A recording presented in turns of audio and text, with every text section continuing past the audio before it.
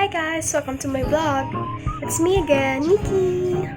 And today, we're going to talk about nature's number. So guys, nag-change tayo ng background kasi madulim na sa labas.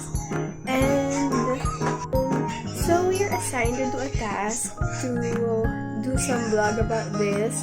Pero parang hindi ako masyadong magaling kasi nga hindi ako marunong sa media and all, but I'm doing my best to share my knowledge with you guys. So first, ano nga ba yung nature's number? Well, alam naman natin na math is everywhere around us. You can see math everywhere without even knowing it, without even realizing it. Math in just a simple pattern that contains math. While walking the distance, it contains math. Ano pa ba?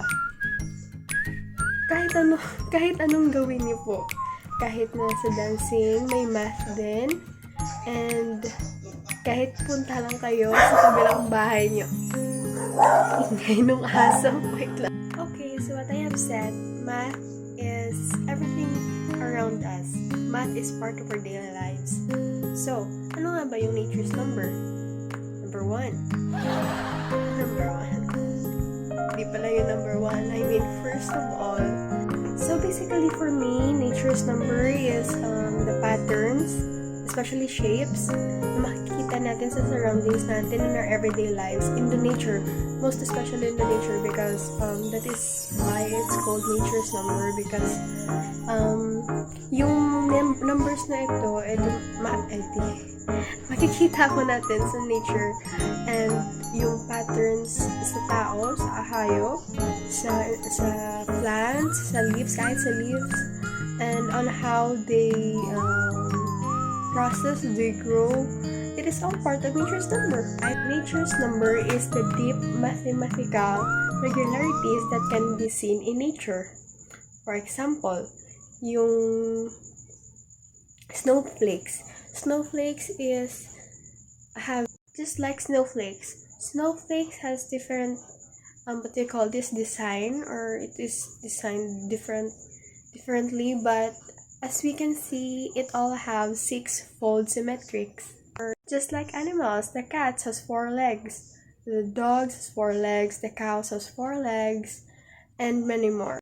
And one of the biggest part in our lives that consists of mathematics, you're using nature's number is just simply by walking. Can you guess how? Like, paano kaya natin na-apply yung nature's number by just walking? Remember guys, yung nature's number consists of pattern. Yeah, makikita natin like yung mga ang dogs, they have 4 legs, like what I said earlier, cats 4 legs, and sa humans 2 legs guys, and 2 hands. And one of the biggest part of our daily lives na ginagawa is nagko-consist ng mathematics, and it has the nature's number. Can you guess what? As if na magsasagot kayo, ako na yung magsasagot. It is just simply by walking. Yes, simply just walking is magagawa na-apply natin yung nature's number. So, paano? Yung pattern ng paglakad natin, like yung right, left, yung paglakad lang natin na yun, pag-run natin, we're applying mathematics already. So, as of what I've learned in this lesson, mathematics is everywhere. Mathematics holds the beauty of everything. Not only your beauty it also consists, it also holds the safety. Syempre, sa pagpapatayo ng building, gumagamit tayo ng mathematics. Yung engineering natin, kaya kung sino mag-engineering dyan, shout out sa inyo.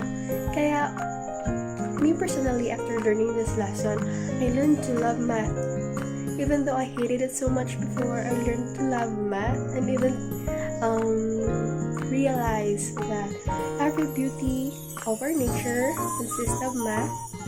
Not only science, but math. Siguro that's why science and math go together. Like, ang science consist din ng mathematics, di ba? May something din dun.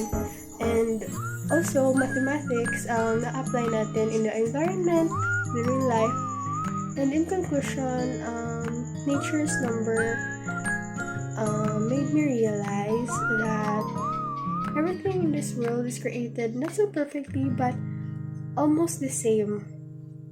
Kaya sana mag-ingat kayo palagi. See you on the next vlog!